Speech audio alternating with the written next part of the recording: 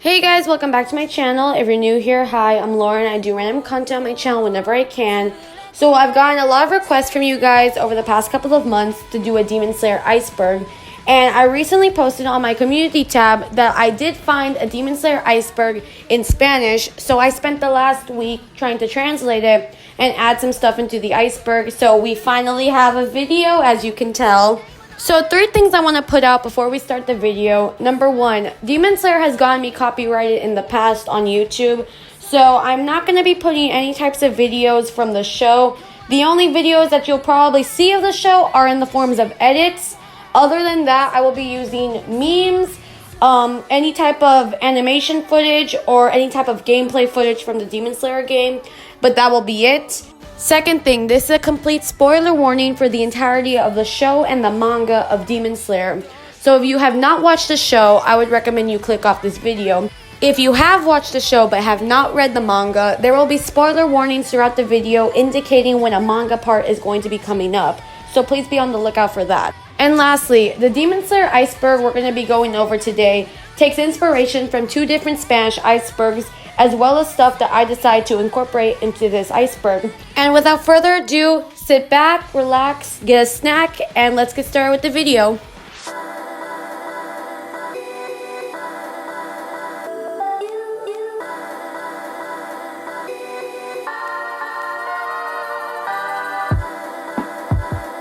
Anime versus manga. It's no surprise that when it comes to different animes such as Attack on Titan, My Hero Academia, Death Note, Demon Slayer, that a lot of stuff is going to be changed in the anime than what was originally in the manga. Usually the case is censoring because in a lot of countries or in TV shows in general, gore is the main thing that needs to be censored. However, with what's been animated of Demon Slayer, the manga and the anime are very parallel to each other except for minor differences. For example, the anime switches things up by placing the battle between Ryui and Gyu before Shinobu's fight with his sister. Mugen Train Arc. The Demon Slayer movie Mugen Train was the highest grossing film of 2020, making $503 million at the worldwide box office, the first time a non-Hollywood production topped the annual box office. It set a number of box office records, including becoming the highest grossing anime and Japanese film of all time. Currently, right now, the 2nd season of Demon Slayer is beginning with the Mugen Train arc as somewhat of a director's cut. Tribute during Tokyo Olympics. The 2020 Tokyo Olympics had a number of anime references, with most notably the Demon Slayer Kimetsu no Yaiba theme song being played as the closing ceremony.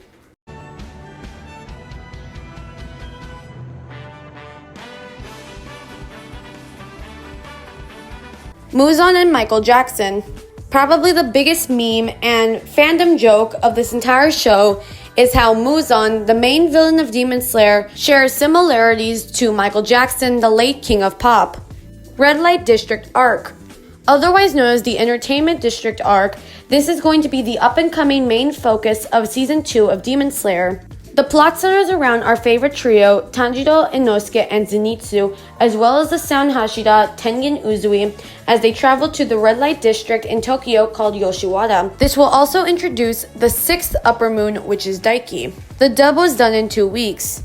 Supposedly, the Demon Slayer Season 1 dub was actually completed in 2 weeks. However, you also have to take into account that there has to be some editing done and remixing with the audios to make sure that they're perfect.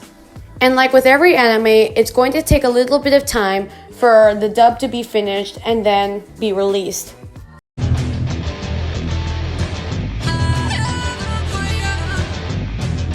Enmu's gender.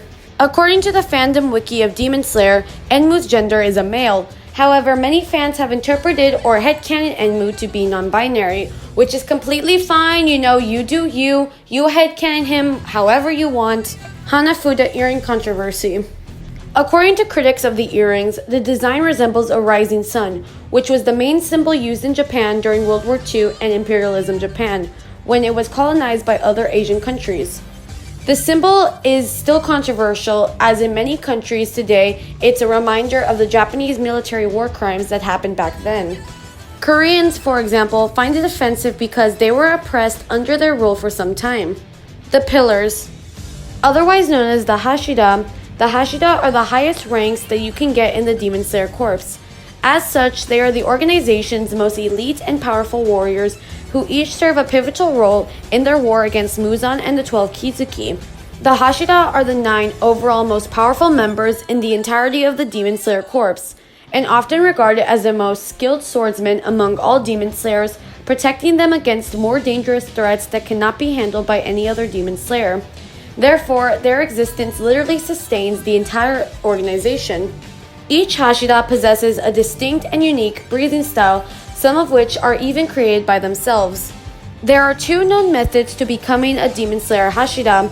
The first method is to accumulate a demon kill count of at least 50, or slay a member of the 12 Kizuki as a Kano-ranked Demon Slayer. The second and last method is being a Suguko, I'm sorry if I butchered that, of a Hashira, which requires immense talent in of itself and only takes effect when said Hashira dies or retires. Including Rengoku, the 9 current Hashira are the Water Hashira Gyu, the Love Hashira Mitsuri, the Serpent Hashira Obenai, the Wind Hashira Sanemi, the Stone Hashira Gyome, the Sound Hashira Tengen, the Mist Hashira Muchiro, the Insect Hashira Shinobu, and the Flame Hashira Hyojiro. What is Demon Art?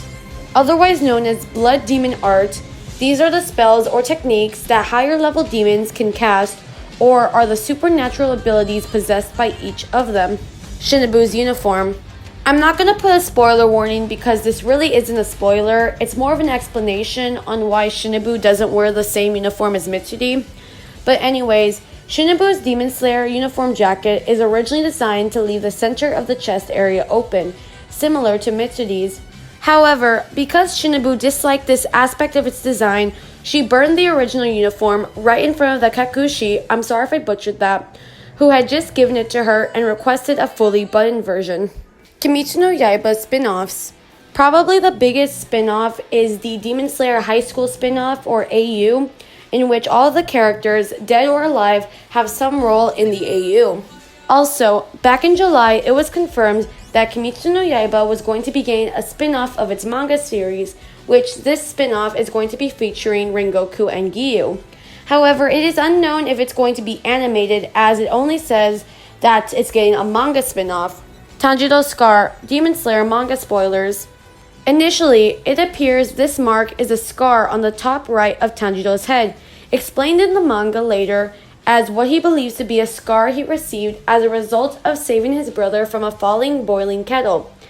As such, the fact his scar changes in episode 4 after being smashed into a tree by the hand demon and having the mask he was wearing smash appears to show that the mark changes because this incident makes the scar worse. However, this doesn't make sense either visually or logically.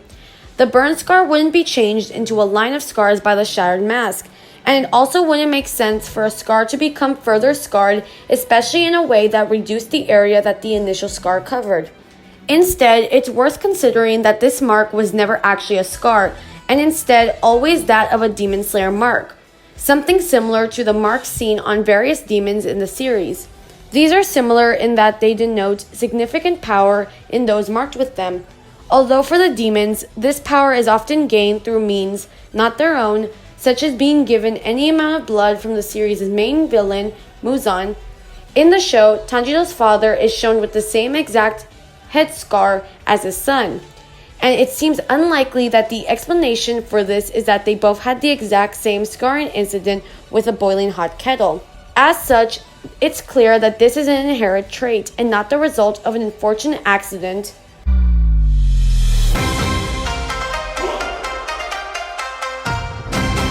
Cancellation of the Red Light District arc. Now, I don't think the Red Light District arc or the entertainment arc was ever intended to be canceled because, one, Demon Slayer is a very profitable anime. It's very popular. So, of course, they're going to take advantage and animate that. Two, it also introduces a new Upper Moon as well as a Hashira. So, there's going to be a battle that takes place, of course, shown in the manga.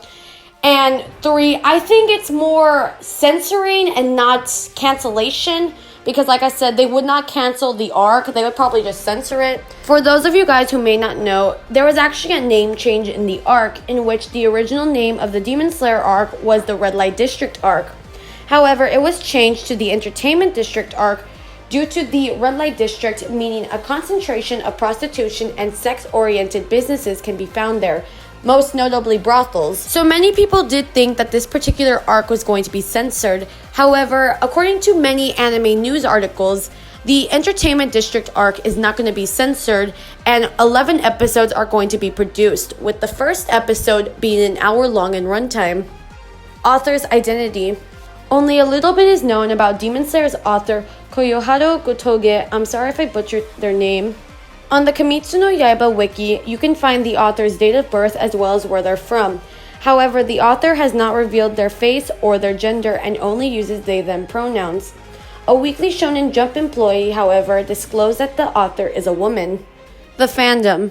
Now, I think with every anime fandom, there's always going to be a problem with the fandom. But like I've said before, the fandom should not keep you from watching the show or the particular anime. I've actually debated on making a whole separate video talking about the fandom of Demon Slayer, just like how I've done with My Hero and Attack on Titan. So if you guys want to see that, please let me know in the comments. Personally, what I have noticed in the fandom, and some of the stuff is coming from TikTok, I've noticed that, there's like the sexualization of Nezuko, which is pretty weird because she's 14, Another thing was a Twitter video was trending this past week of Zenitsu and Nezuko. Basically, in the video, I'm going to just say something really quick. The animation is good. I've never seen the full video. I just seen bits and pieces on TikTok of screenshots of it. So if you know what I'm talking about, you know exactly what I'm talking about. But just to give a little bit of insight, basically what this video was in the video, it's Nezuko and Zenitsu, and Zenitsu takes Nezuko's little bamboo muzzle off, and yeah, that's all I'm going to say, because it just gets pretty disturbing from there.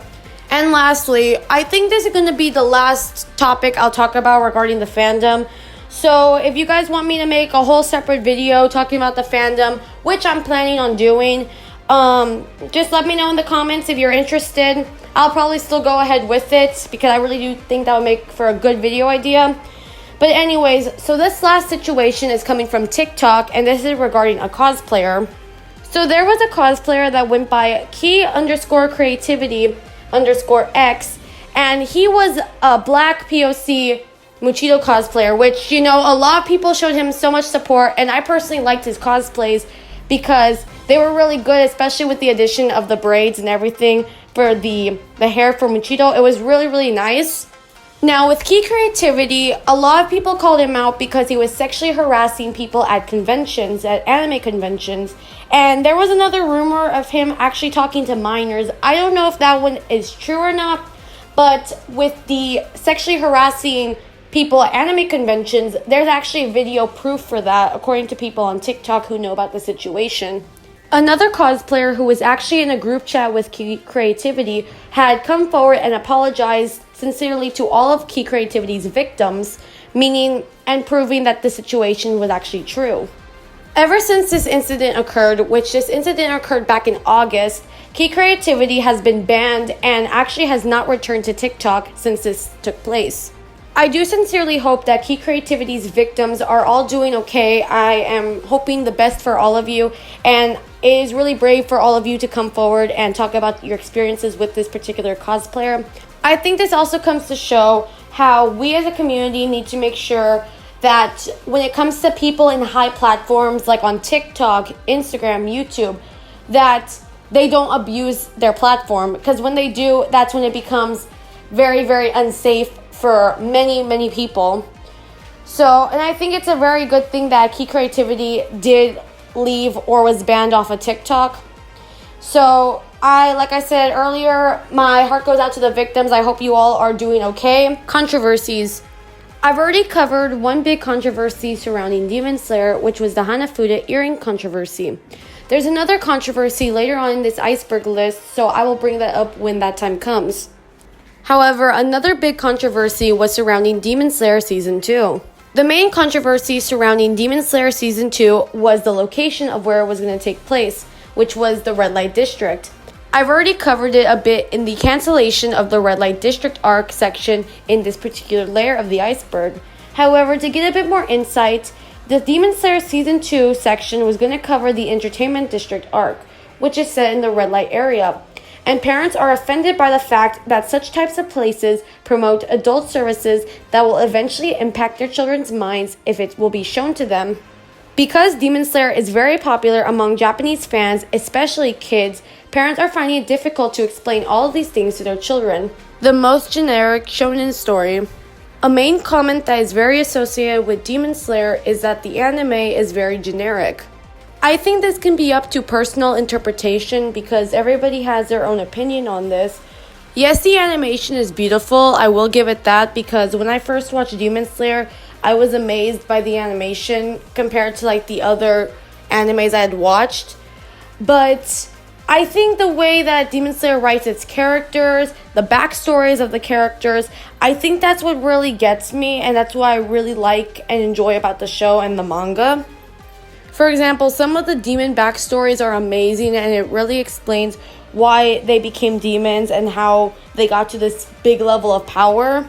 I think also the battles are amazing, even the ones in the manga. Like, I can't wait to see a lot of those get animated, and I just think the overall dynamic of the show is really good. However, you also have to take into account that generic doesn't automatically equal bad. It's okay for an anime to be generic. All that matters is that it was enjoyable and it was executed properly. Now, I'm not saying that Demon Slayer is revolutionary, but it is very popular, so I do think it has something there. But I'm pretty mixed about this particular one, so I'd like to hear what you guys think in the comments down below. Kano's birthday. Kano's birthday was decided to be May 19th, the day when Shinobu and Kane adopted her. She is currently 16 years old, making her older than Tanjiro. Rui could have killed Giyu. I personally think this is BS because Giyu is the second or third strongest Hashira out of all the pillars, and Rui is a lower moon demon, so he wouldn't have as much power as an upper moon demon. But you also have to take into account that Rui was Muzan's favorite, so there could have been a bit of like favoritism there, and he could have gotten more power than the rest of the lower moons. But still, overall, I think Rui got scared when he saw a Hashira, which caused him to freak out, and Giyu could just easily slice his head. So I don't think Rui could have ever beaten Giyu, but who knows? This is a theory, but at the same token, I don't think it was plausible because of how strong Giyu is, and that Rui's just a lower moon. So it's also completely proven to be untrue because Giyu killed Rui by, cutting his head off. So, yeah. Doma is canonically bi or pan Demon Slayer manga spoilers. This technically isn't a really huge manga spoiler, but because Doma has not been introduced whatsoever in the anime, I'm just going to put it right here as a spoiler. Now, Doma has canonically engaged in relationships with both men and women. However, he mainly prefers women because women can carry babies in their stomachs, and if he were to consume them, that equals more nutrients for him and more strength for him. Doma also believes that women are easy to manipulate, in which he pretends to care about their feelings just for him to actually not care whatsoever. Now, I think Doma being bi is true because, like I said, in the manga it is stated that Doma did engage in relationships with both men and women. But I also do think this can be up to a reader interpretation / headcanon, because it's completely fine if you want to headcanon a character to be a certain sexuality or anything like that. But I think in this case, it's completely proven to be true.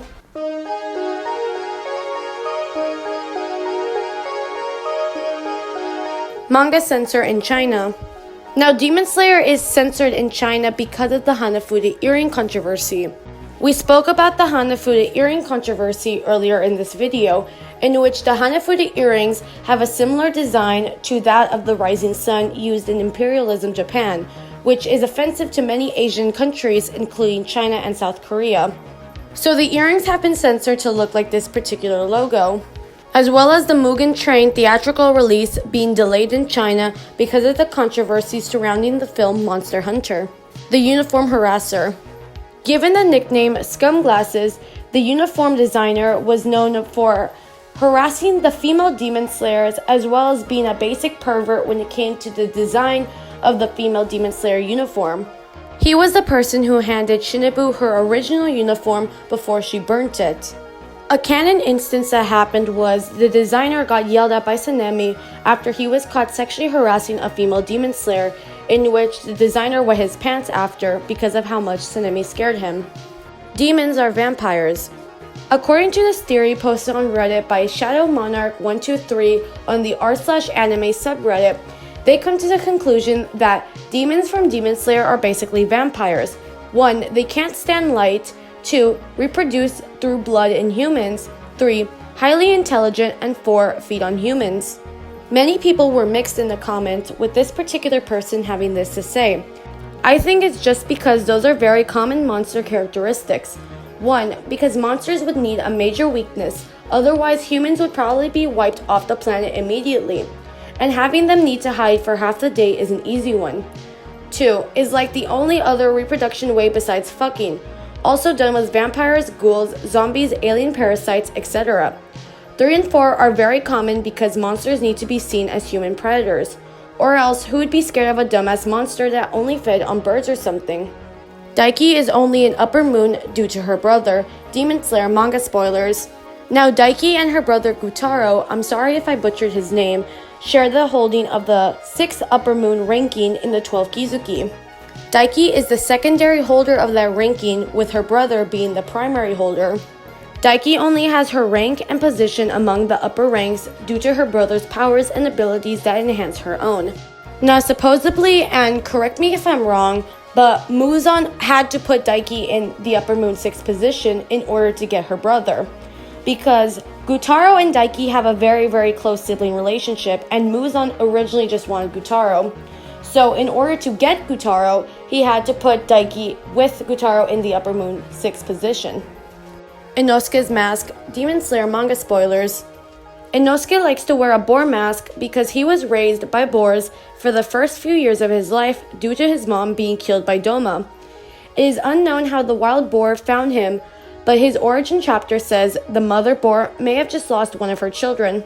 The boar mask has become a recognizable signature of Inosuke's character. Demon origins. Demon Slayer manga spoilers. The first demon that is said to ever exist was Muzan. The one who turned him into a demon was a generous doctor from the Heian period who wanted to save Muzan from death, since at the time he was diagnosed with a disease which would kill him before he turned 20. Out of frustration and belief that the treatment would be useless and only cause him more suffering, Muzan killed the doctor before the latter could finish the treatment by letting Muzan consume the final part of his blue spider lily medicine. Shortly after, Muzan came to realize that the treatment had in fact worked, and the effect was just delayed, prolonging his life, although at the cost of his humanity. He soon regretted killing the doctor, as he found out that becoming a demon made him unable to expose himself to sunlight anymore, as it burned him, and the only way to overcome the sunlight was by consuming the blue spider lily medicine of the doctor whom he had killed. However, the blue spider lily could not be found. Obsessed with walking under the sun once more and getting rid of his weakness, Muzan has made it his life goal to find the blue spider lily by creating demons with his blood in hopes that one day a demon would come along to either be able to conquer the sun or be able to find the rare blue spider lily. This makes Muzan the progenitor of all demons. Akaza will never eat women. Demon Slayer manga spoilers. A canon and very sad fact when you look into Akaza's backstory is that Akaza will never eat women. In spite of his cruelty and wrath, Akaza only had one special code: he never devoured any women. In spite of the fact that eating females would have actually made him even stronger, and Muzan gave him special permission to do so. He also showed a self-loathing tendency, valuing others above the good of himself. Another big factor into Akaza not eating women was also due to his wife. A particular dojo that had failed to defeat Akaza had cunningly poisoned the water well at the dojo. Koyuki, I'm sorry if I butchered her name, and her father were poisoned after drinking the water from the well. She passed away at the age of 16 on the same day as her father. Akaza and her actually never got to marry because of that incident. Now keep Akaza not eating women in mind because this will be a big factor for a theory in the next layer. Mitsuri and Shinobu are the weakest Hashira. Demon Slayer manga spoilers. This comment has been made about both these characters in which they're the weakest Hashira. However, this can be debunked. In Mitsuri's case, Mitsuri has had a unique strength at a young age. Mitsuri was born in the Meiji period among 5 siblings and displayed an unnatural strength at a very young age through her unique muscle composition, shocking even her mother, who herself was known for her strength. Mitsuri possesses superhuman strength due to having 8 times as much muscle fiber density as the average person. Now Mitsuri trained under Rengoku, helping her get to the level of strength as Uzui, Rengoku, and Sanemi. Mitsuri is even faster than Tengen. Now I think this can completely debunk Mitsuri being weak. She for sure is not weak, she is very, very strong. However, in Shinobu's case, Shinobu is weak physically, but intellectually she is very, very strong. Shinobu, as a short-figured female, might not have enough strength to cut off a demon's head. By using the unique and marvelous breath of the insect, she fully utilizes her sword that is coated with poison. Because of her being weak, Shinobu makes up for that by using poisons. This will eventually help her in her fight against Doma, in which Doma will ingest a lethal amount of poison that he absorbs through Shinobu. Now Shinobu might not be strong, but she's not weak intellectually, as she is one of the smartest Hashira.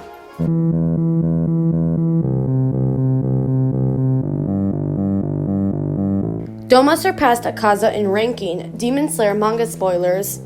Now what I'm about to tell you right now is a very, very good theory, and I completely believe it to be true in canon.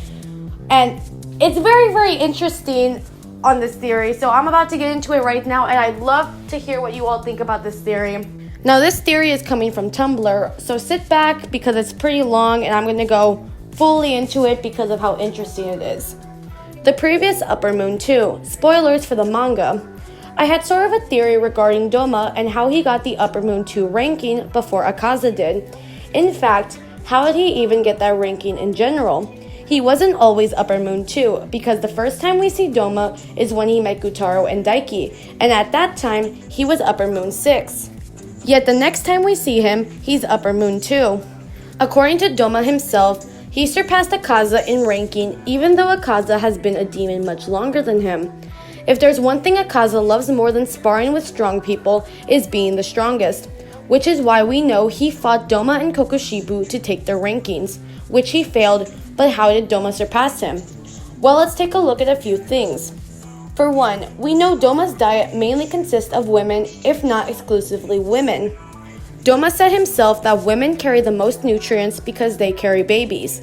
Of course, diet and exercise are very important, but I doubt only eating women was how he suddenly jumped from Upper Moon 6 to 2. Kokushibu is impossible to defeat, so it's no wonder he never tried to go for that title as much as Akaza does. In fact, because Doma feels no emotions, I doubt he even cared for the rankings, so why did he go for Upper Moon 2 and surpass Akaza? Well, there's my theory for that. It all starts with Akaza and Doma's contrast. What's one thing Akaza will never do? Kill or eat women. Given that, Akaza would have not gone for the Upper Moon 2 ranking had the previous holder of that title had been a woman. We know from Kokushibu, if a demon successfully defeats an Upper Moon, not only do they take their rank, they also get to eat them, which is a big no-no for Akaza, which means he would have refused to fight her. So wouldn't it make sense for Doma to surpass Akaza in the sense had the Upper Moon 2 been a woman? Which brings up a previous point about Doma not caring about the ranks. We know for a fact, because Doma will only eat a woman, wouldn't it make sense for the Upper Moon he ate was a woman and not a man? He would have specifically went for the title because the previous holder was a woman, not for the rank itself. We know if a demon eats another demon, they get their powers, or at least Muzan does. We don't know if it applies to other demons, which is why Muzan wanted to eat Nezuko because he wanted her son conquering abilities. And when Genya eats demons, he temporarily gets their powers because he's still human. With that in mind, it adds onto the theory because whenever Doma uses his blood demon art, you see a woman made of ice. This might be due to his fascination of eating women, but you only see the same one woman, not different kinds of women, just that one. So who is she? Why is she the only one to appear in his blood demon art? Is it because she was the previous holder?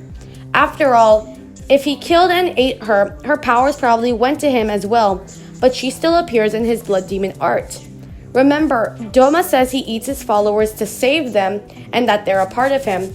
So when he ate the previous Upper Moon too, she appears in his blood demon art because she's always a quote-unquote a part of him. It makes a lot of sense as to why that woman is there and why Doma got the rank before Akaza. Akaza will not kill a woman, which is why he never fought for the Upper Moon 2 position until Doma, a man, got it. I totally love this theory because it makes so much sense and I personally believe it to be canon, so I'd love to hear what you guys think about this theory down below. Inosuke's father, Demon Slayer manga spoilers. There's not really much on Inosuke's father. We mainly know about his mother, and in the sense, what we only know about Inosuke's father is that he was abusive, but his mother was very caring, so his mom escaped with him to leave his abusive father. Many theories have come up with who Inosuke's father could be, but the main one is Inosuke's father is Doma, Upper Moon 2, Demon Slayer manga spoilers. Now this can be completely debunked because when Inosuke's mom takes him to Doma's cult, he was already born, so there is a high chance that Doma is not the father. Get Mori up in here. But anyways, it's completely debunked that Doma is not the father of Inosuke, but it is shown by many panels that he seemed to have something for Inosuke's mom. However, this can also be debunked because Doma never felt any type of emotion towards women or anybody in general, so he didn't feel that way towards Inosuke's mom. The only thing we know is that he kept her there for a while until she found out that Doma was a demon, and Doma killed her, and Inosuke's mom threw him off of a cliff into a river to hopefully see if he survives, in which he did. Muzan's family, Demon Slayer manga spoilers. Muzan has had many families over the years. This includes the birth family he had before he became a demon. In addition to them, Muzan took 5 wives. Almost none of these family members met very pleasant ends.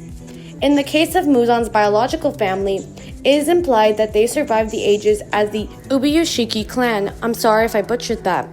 This leads into Muzan and Kayaga are related, Demon Slayer manga spoilers.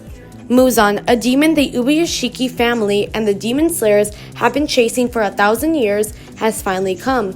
It was then revealed that Muzan and Kaguya are from the same family, which led to the Ubuyushiki family being cursed where every child will be born weak and die right away. For example, Kaguya Ubuyushiki, who is the head of the Ubuyushiki family, has a curse mark that is slowly killing him that also makes his skin look as if it was rotting, spreading down his face and covering his eyes, making him unable to see. By the time of his death, this curse has spread all over his body, making movement nearly impossible. The first Demon Slayer manga spoilers. Yorichi is the progenitor of the Demon Slayer mark, being born with it, possessing the tremendous physical abilities granted by its effects all throughout his lifespan.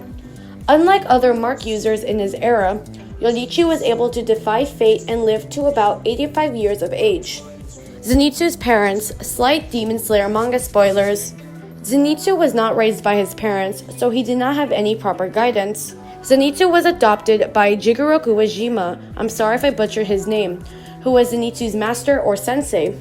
He was a strict but kind man who taught Zenitsu the ways of a demon slayer. The young boy looked up to him as a father figure and always strove hard to live up to his sensei's expectations.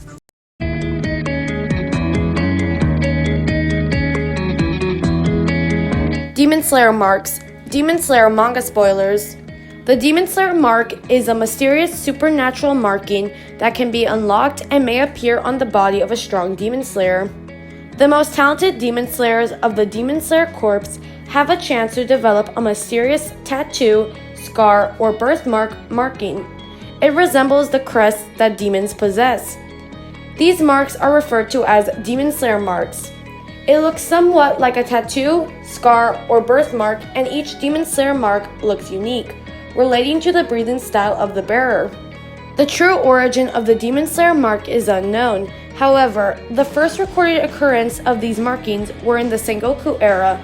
Possessed by the first person with a Demon Slayer mark was none other than the first breathing style user, Yorichi, who, for unknown reasons, was born with a Demon Slayer mark.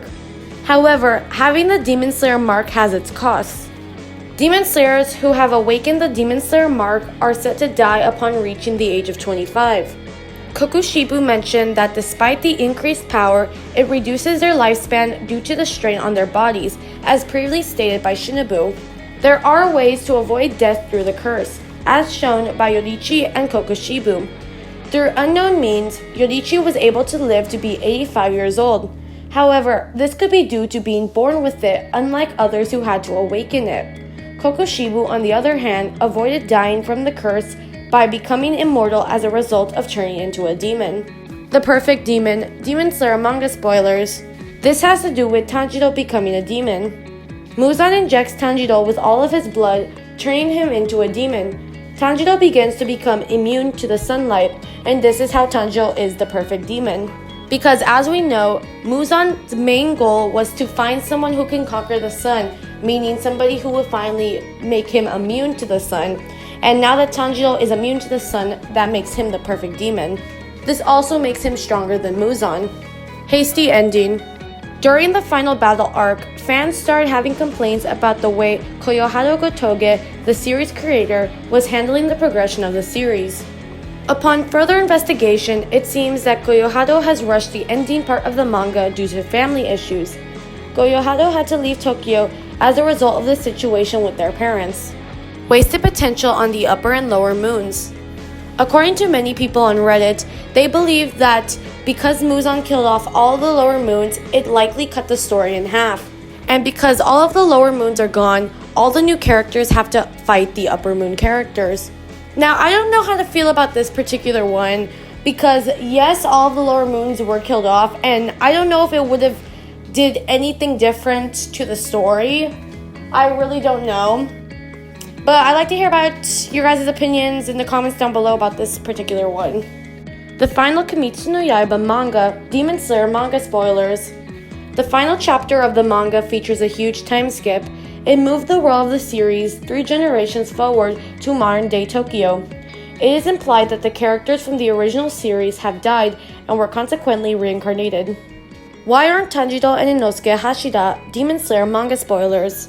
According to someone who posted this in the r/Kimetsu no Yaiba subreddit on Reddit, they come up with the question, how come Tanjiro did not become a Hashira? To become a Hashira, a Demon Slayer must defeat one of the 12 demon moons or defeat 50 demons.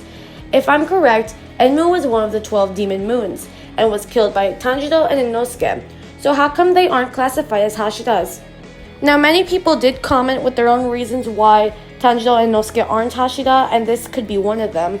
I'm not certain, but I think that the fact that it was a group effort between multiple Demon Slayers, including one Hashira, means that it doesn't satisfy the defeat one of the Demon Moons rule for any individual character, even if Tanjiro struck the killing blow. However, Sanemi became a Hashira through a group effort to kill a lower moon with his friend, so it could be a ranked thing. Another explanation can be that Tanjiro is a water-breathing user, and there's already a water Hashira, which is Gyu. Then you also have to remember that the Demon Slayer Corps disbanded after Muzan was defeated, so I'd actually like to hear what you guys think about this down below. Why was Nezuko the only one spared? Demon Slayer manga spoilers. One of the most pressing questions among fans is why did Muzan kill Tanjiro's family? The answer apparently is revenge. The most common and logical reason for Muzan killing Tanjiro's family is revenge. It is possible that Muzan has either intentionally or accidentally found the bearer of the legendary Hanafuda earrings and has gone to the mountains to personally eliminate the last of the bearers of those earrings. Now, why did Muzan turn Nezuko into a demon? First of all, Muzan definitely killed the Kamado family and turned Nezuko into a demon, because only Muzan has the ability to turn other people into demons. Nevertheless, it is important to point out that the members of the Kamado family are not direct descendants of Yoriichi, the sun-breathing user. The Kamado family comes from Sumiyoshi, I'm sorry if I butchered that, a close friend of Yoriichi who presumably learned the basics of the sun breath and had passed it down through the Kamado family as a ceremonial dance. So why did Muzan spare Nezuko? Using the source material, we can safely come to the conclusion that Muzan sparing Nezuko at first was intentional. The progenitor of all demons has the ability to sense the presence of humans. He can also see and read the thoughts of the demons he created. Moreover, Muzan has also displayed the ability to kill the demons even without direct contact.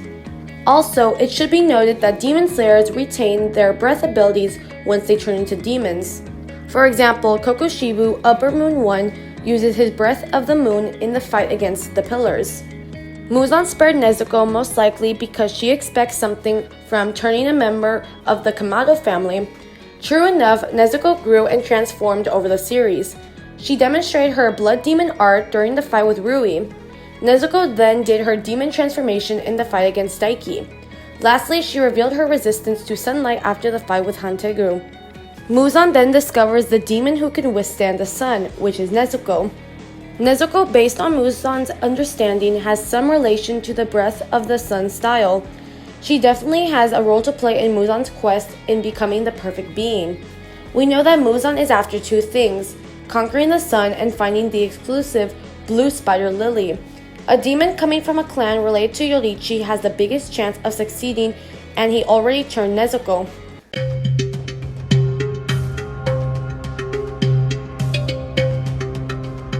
Daiki sent his disciples to their deaths.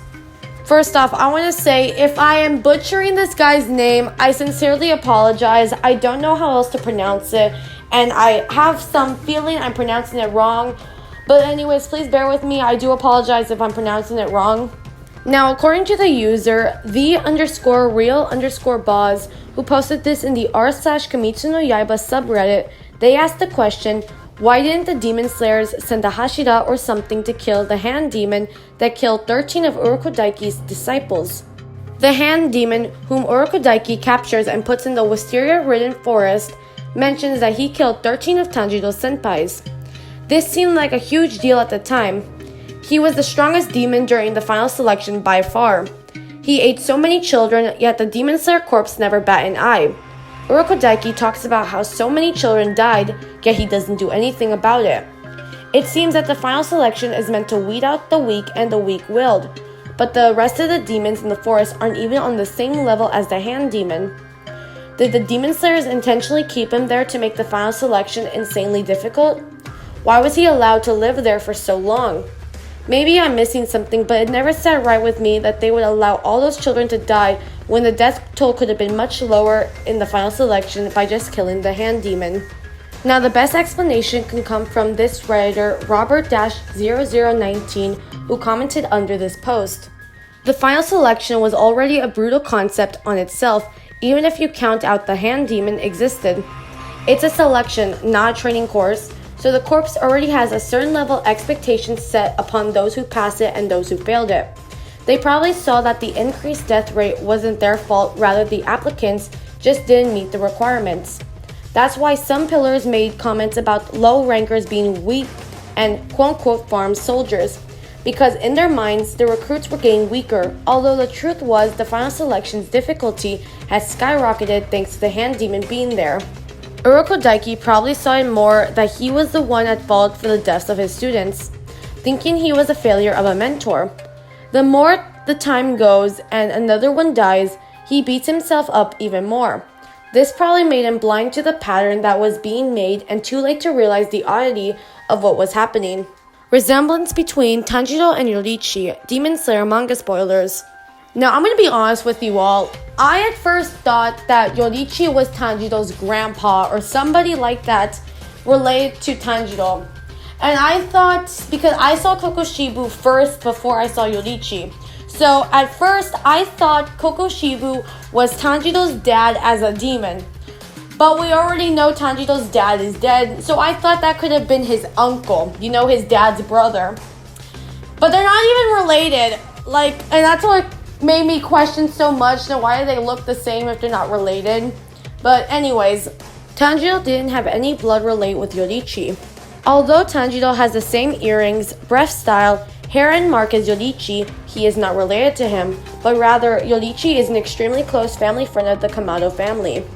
Now Tanjiro, in a way, is a descendant of the Sun User, which is Yoriichi, because Tanjiro's family helped keep the original style alive. Muzan is still alive. Demon Slayer manga spoilers. Now we already know that Muzan is for sure dead, like he's completely dead, because the first time we see him die, he uses the last of his breath to turn Tanjiro into a demon to make him the perfect demon. But Tanjiro is able to defeat him in the afterlife, so it is completely noted that Muzan is dead. So I don't think he could still be alive.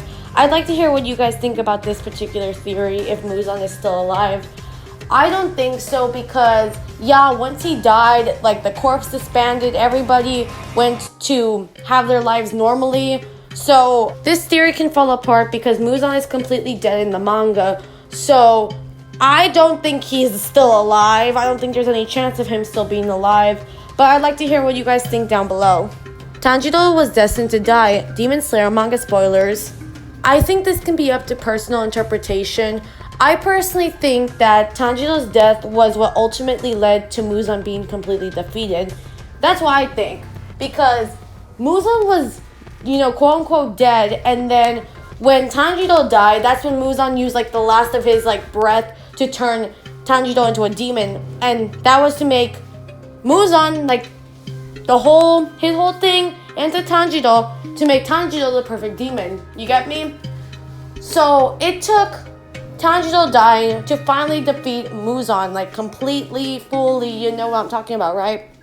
So I'd like to hear what you guys think about this, and that's why I personally think Tanjiro's death was what ultimately led to Muzan's defeat. That's what I personally think. I'd like to hear what you guys think down below. So my final thoughts on this video have to be, I finally did it, guys! You all requested, I made it, and we finally have the Demon Slayer Iceberg. Yes! I really hope you all enjoyed this video. I was trying to make it done, already completed, by the time Thanksgiving break was going to end, a Friday at the end of Thanksgiving break. But I ran a bit late because, I was spending Thanksgiving with family and stuff like that. So I wasn't able to complete it until when I'm going to upload this, which is a Monday, tomorrow for me. So I was able to complete this at the end of my Thanksgiving break. But honestly, at least it's done. I hope you all enjoy it. I really do hope you all enjoy it. I do apologize if there was any mispronunciations in this video or anything I got wrong. And yeah, I guess that's it. I hope you guys like this video. Make sure to like, subscribe, and share. Comment down below what else you guys want me to talk about on this channel. And yeah, I guess that's it. If you guys want me to do another iceberg, put it down in the comments. I'm always interested in doing these, but I need to have the time for them. So I was finally able to have the time to make this during Thanksgiving break. But anyways, so I hope you guys have a great day or night depending on where you live. And I'll see you guys next time on my channel. Bye, guys!